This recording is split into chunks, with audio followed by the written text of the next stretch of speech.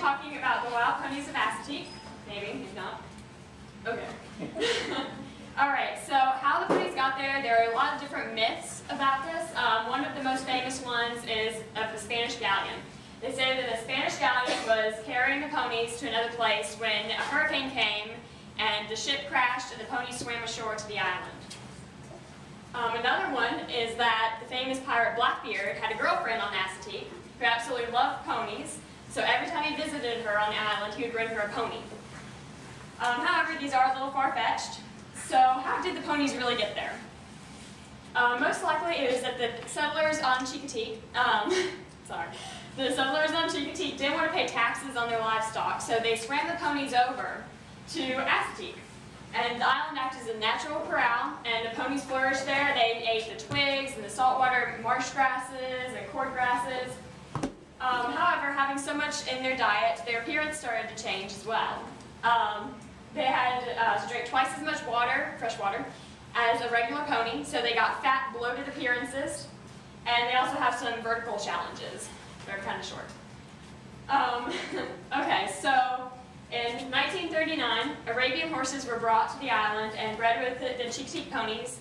This was kind of an experiment trying to give them the following: thinner summer coats, which is good because, you know, the beach and everything, they want to be a little cooler.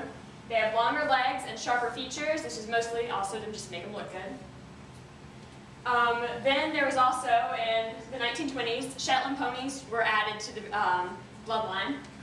This gave them thicker winter coats, also good because they're right by the water, so the wind can kind of make them a little chilly. They had a stocky build, shaggy mane and tail, and a very stubborn nature that came along with that.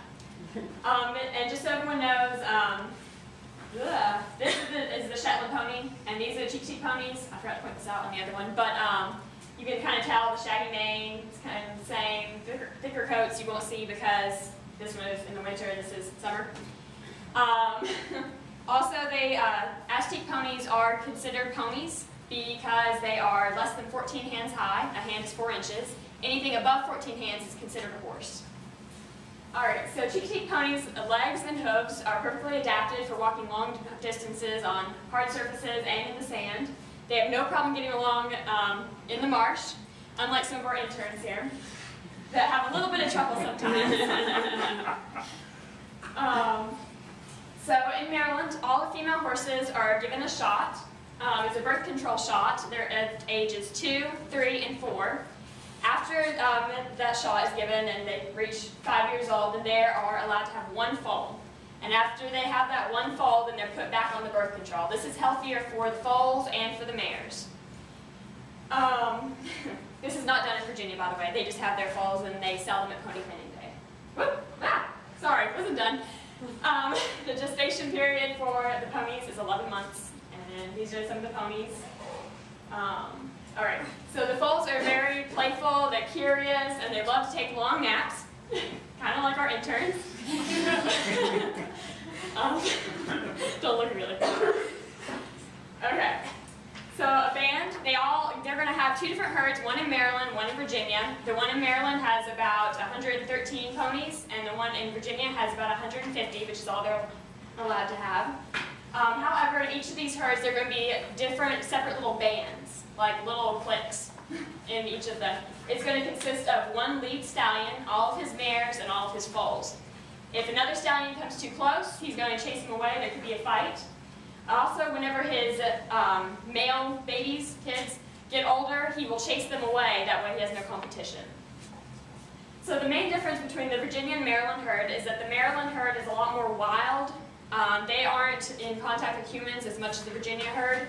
Even when they're given the birth control shot, it's administered through a dart gun into their rump. Doesn't hurt them. And the Virginia side has vets come and look at them. Also, they're rounded up every year for pony pinning, which is pretty famous, and we'll talk about that later.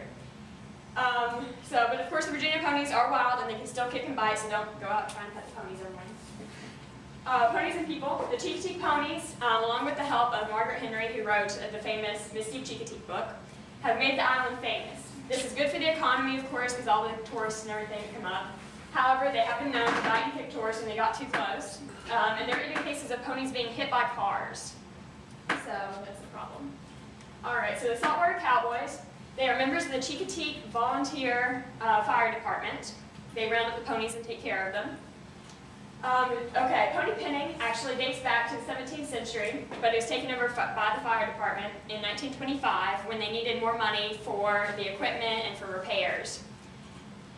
Okay, so for pony pinning, thousands of people attend the swim every year from all around the place. I attended this year. There were people everywhere lined up here. Right here, as you can see, hundreds of thousands, just everywhere. They were in the trees, they were in boats, they were insane. The highest bid for pony at Pony Pinning Day was in 2007 when someone bid $17,500 for a pony. If it is a Misty lookalike or if it has pretty colors, it's going to go for higher, but there are lower priced ponies as well. Also, they have a thing called buyback ponies, which is you bid on the pony, and if you win the pony, you get your picture taken with your pony, you get to name the pony, and then it's swim back to S.T.A.R after the pony pinning is over, and you will be informed on its whereabouts and how it's living out the rest of its days there. Alright, so each pony is branded with the year that it first made it swim. So this one is in 08, was when he was old enough to swim over with his parents. Also, the first pony to reach the shore is going to be dubbed King or Queen Neptune and raffled off. This year it was a mare, so we had a Queen Neptune. These are my citations.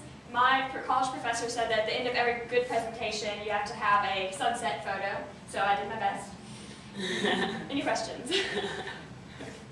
Woo!